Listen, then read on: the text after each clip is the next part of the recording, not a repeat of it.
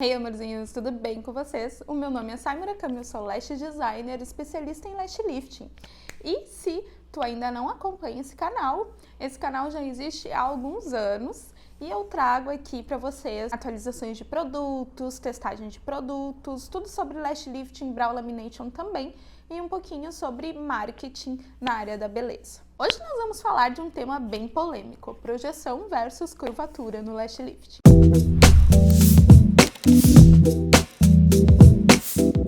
Eu atuo na área de lash lifting já fazem 4 anos. E pensando assim, parece que é pouco, né? Só que o lash lifting, ele vem se popularizando agora, é uma técnica nova ainda no mercado brasileiro. E em 4 anos já deu para ver muita mudança, muita coisa acontecer. Então, para quem é iniciante, ainda não tem isso na cabeça, mas quem já trabalha mais tempo, desde o tempo do permanente de cílios, sabe que as coisas vão mudando muito rápido.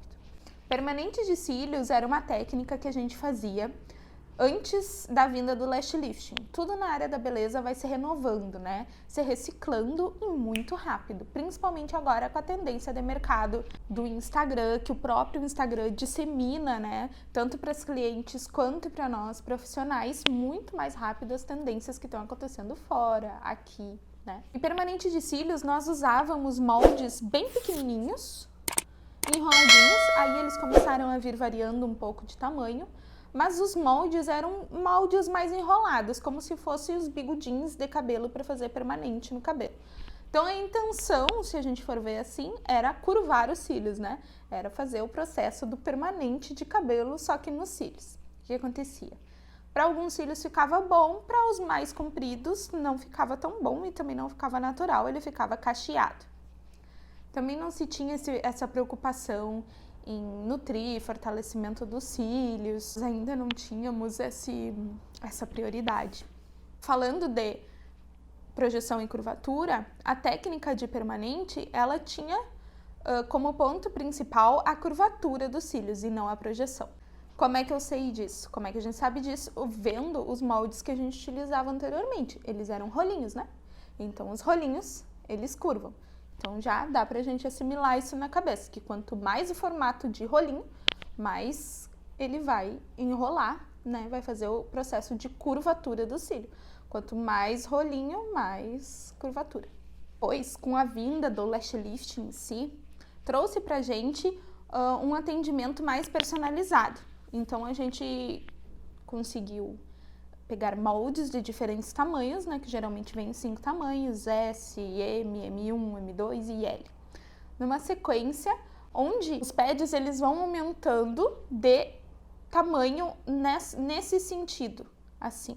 Então, os pads menores S e M, eles são flats, eles têm a base bem flat, bem retinha.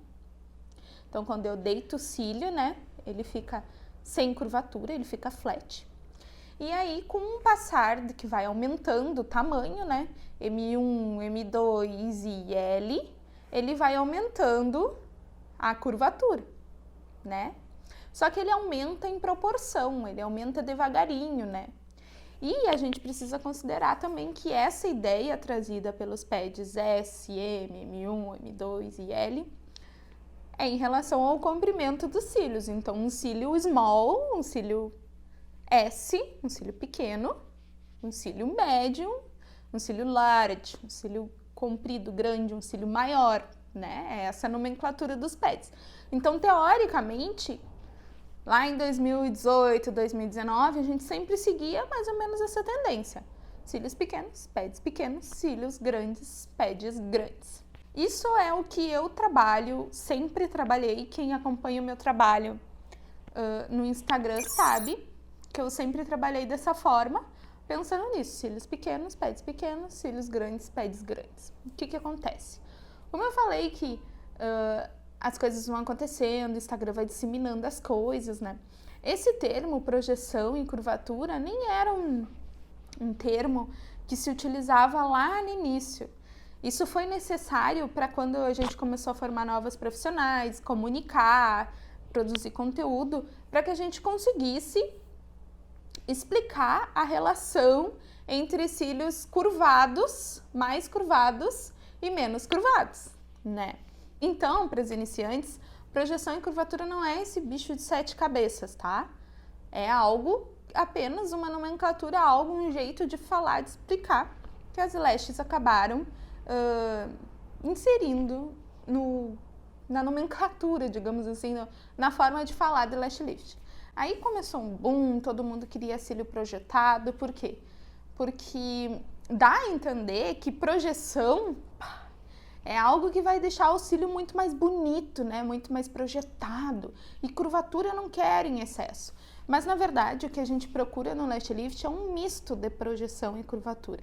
Se eu tiver só curvatura nos cílios, eu vou fazer o permanente. Eu vou deixar o cílio enrolado. Se eu tiver só projeção, eu não vou ter naturalidade. E o lash lifting traz naturalidade, ele promete naturalidade para a cliente.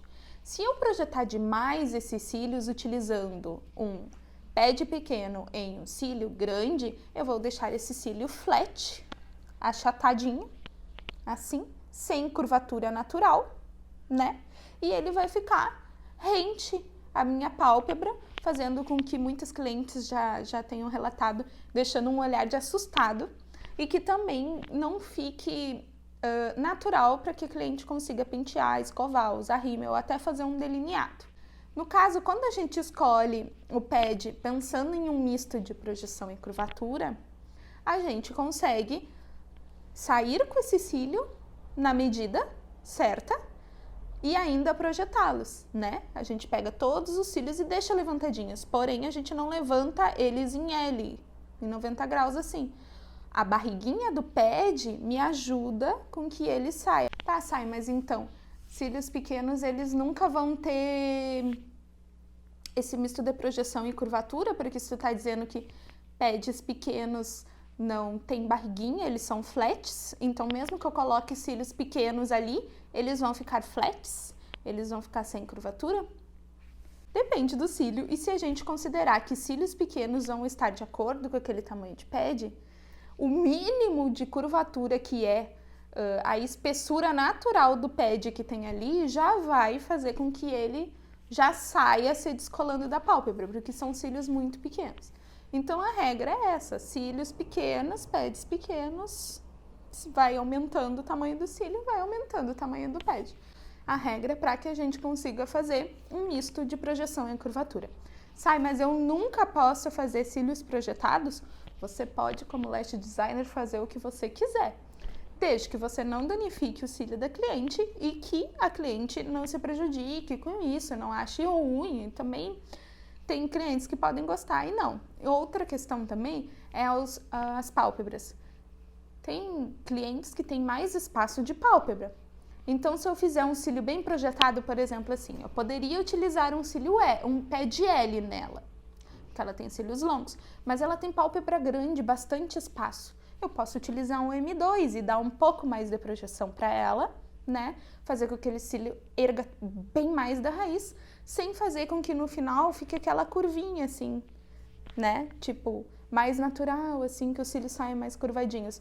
Nesse cantinho externo, provavelmente ele vai ficar mais levantadinho, assim, do que curvadinho, assim. Entra a diferença entre o M2 e o L. Só que veja, eu tô falando isso entre dois tamanhos. Não tô falando em pegar um cílio grande e colocar no pad S, né? Se eu pego um cílio grande e coloco no pad S, provavelmente eu vou ter o achatamento desse cílio em excesso, fazendo com que o dia a dia não seja natural. Porém, tem muitos profissionais agora que ainda querem e trabalham apenas com projeção. E tá tudo bem. Mas o que eu quis trazer para vocês aqui é uma informação de quem trabalha há muitos anos e já viu esse mercado se modificando, né? E a minha visão de projeção e curvatura é uma visão diferente, não é algo de como uma iniciante que está chegando aqui, meu Deus do céu, projeção e curvatura, eu vou surtar. Não, para mim é muito mais simples, é uma análise. Por exemplo, se eu tiver uma pálpebra gordinha, eu não vou fazer esse cílio ficar flat, sem curvatura, porque senão eu vou entrar com esse cílio embaixo da pálpebra. Então eu vou procurar utilizar um pad que me ajude a sair com esse cílio em curvatura e depois projeção, para que eu não enfie esse cílio, né? Agora, se ela tem uma pálpebra aberta é outra coisa. Então, é um negócio muito mais de feeling, Também a questão da locagem do produto também vai interferir nisso. Então, se eu coloco meu produto mais rente à minha raiz, eu vou forçar a minha raiz embaixo, né? Fazer com que a minha raiz force ali aonde eu quero que ela fique lift, né? Então, mesmo que eu utilize, às vezes, um padzinho um pouco maior, se eu colocar na base ali, eu vou dar um up, uma forçada ali. Se eu coloco o produto, isso tudo depende do comprimento dos cílios, né? Porque se eu trabalhar isso em um cílio S, eu não tenho escolha. Senão eu vou acabar colocando nas pontas, né? Mas se eu colocar um cílio médio ao longo, o produto mais pela metade, eu não vou estar forçando tanto a base, eu vou estar forçando mais na parte da curvatura. Então, tudo depende. Trabalhar com lash lifting é feeling, é sentimento. E a gente vai saber isso fazendo vários modelos, trabalhando de várias formas, testando. E é assim que a gente vai conseguir entender o que eu tô querendo passar. Hoje pode ser que tu, iniciante que esteja começando e tá olhando esse vídeo, não esteja entendendo lufas do que eu tô falando, até porque tu nunca passou por essas situações que eu tô comentando aqui. Conforme o entendimento, tu vai absorver o que eu estou falando de uma forma diferente. É a mesma coisa que lá no meu curso de Lash Lifting. Um curso de Lash Lifting se chama Jornada Expert, né? Lash Lifting Jornada Expert. Inclusive tá aqui na bio, para quem tem interesse, só clicar ali e fazer essa inscrição no curso de Lash e curso de Brow. Lá eu começo desde o início trazendo diferença entre extensão, aí a gente fala dos pads, e aí a gente vai aprofundando a aula até no final já estamos num conteúdo bem mais avançado, curvatura com realinhamento, né? Técnicas de realinhamento, de reaplicação para curvatura de cílios mais difíceis e tudo mais. Porque justamente a gente precisa de um tempo para que a gente comece a assimilar, entender e treinar. E lá as minhas alunas, elas têm 1 ano de acesso. Isso não significa que elas precisam assistir em 1 mês. É ao contrário, elas vão assistir as aulas, vão praticar, depois elas vão voltar a assistir de novo, porque às vezes uma informação que eu falei, ela não entendeu ou passou, não é relevante no estágio de aprendizado X que ela tá. Mas quando ela tá lá, mais perto do expert, vai fazer mais sentido, né? Então esse foi o vídeo de hoje, espero que tenha esclarecido o meu ponto de vista sobre isso. Eu trouxe esse tema de vídeo porque lá no Instagram, Sai Murakami, se tu ainda não me segue, vai lá me seguir. Eu fiz uma caixinha de perguntas e vocês quiseram esse tema. Foi bem falado sobre esse tema para que eu faça vídeo, então eu trouxe o vídeo. Então é isso, não esquece de se inscrever aqui no canal, assinar as notificações, e tu que é Lash Designer, me acompanha lá no Instagram, porque vão vir eventos online gratuitos por aí que eu estou planejando para vocês, tá bom? Beijo, até o próximo vídeo, tchau!